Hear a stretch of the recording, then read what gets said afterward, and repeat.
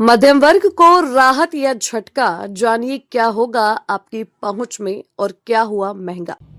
नमस्कार, मैं हूं पूजा। आप देख रहे हैं भारत न्यूज 24/7 देश की आवाज। आइए बढ़ते हैं आज की बड़ी खबर की ओर।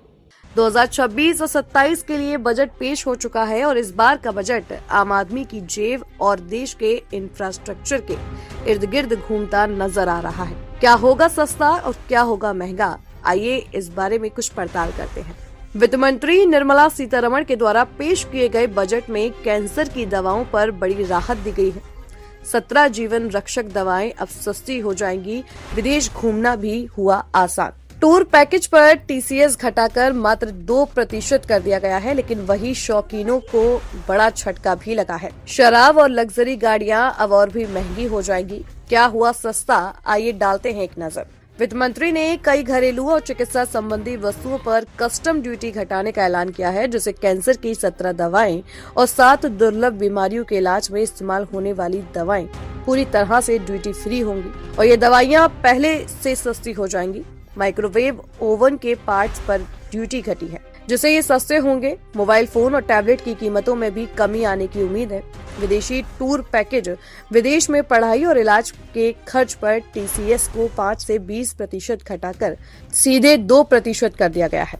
इलेक्ट्रिक व्हीकल की बैटरी और सोलर पैनल बनाने वाले सामान भी सस्ते होंगे। लेदर के जूते, कपड़े और खेल का सामान अब कम दाम पर मिलेंगे। व्यक्तिगत उपयोग के लिए विदेश से मंगाए जाने वाले सामान पर ड्यूटी 20% से घटाकर 10% कर दिया गया है, जिसके कारण ये सब सामान सस्ते हो जाएंगे। लेकिन आपको आपकी जेब पर कुछ सामानों को लेकर बोझ भी बढ़ने वाला है। कुछ चीजों पर टैक्स बढ़ाकर या छूट हटाकर उन्हें महंगा कर दिया गया है, जैसे कि विदेशी शराब और ब्रांडेड लग्जरी घड़ियां अब और महंगी हो जाएंगी। सिगरेट, गुटखा और पान मसाला पर टैक्स बढ़ने से इनके दाम बढ़ जाएंगे। इसके साथ ही कॉफी लवर्स को भी झटका लगा है। कॉफी बनाने वाली मशीन, रोस्टिंग और ब्रूइंग मशीन पर टैक्स छूट हटा दिया गया है। शेयर बाजार पर भी असर पड़ने वाला है, क्योंकि फ्यूचर्स और ऑप्शंस ट्रेडिंग पर एसटीटी बढ़ा दिया गया है, जिससे ट्रेडिंग महंगी होगी।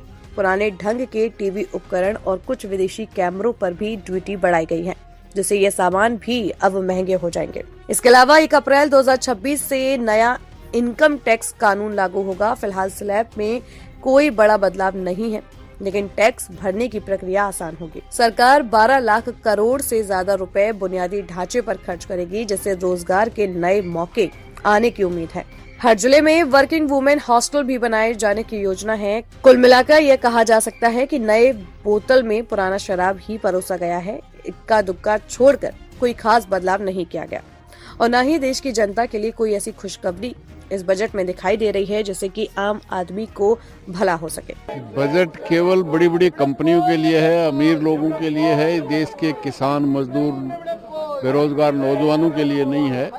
वही बजट जो 11 बजट थे, वही अंबानी, अडानी, टाटा, बिरला को मालामाल करने का और किसान को कृषि संकट से उबारने का नहीं है।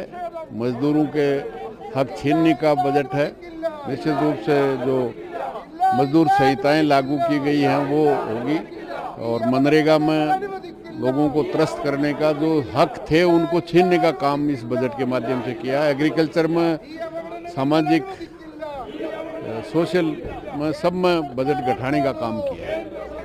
ऐसी ही बड़ी खबरों को देखने के लिए बने रहें भारत न्यूज 24/7 के साथ। फिर होगी आपसे मुलाकात। तब तक के लिए धन्यवाद, नमस्कार।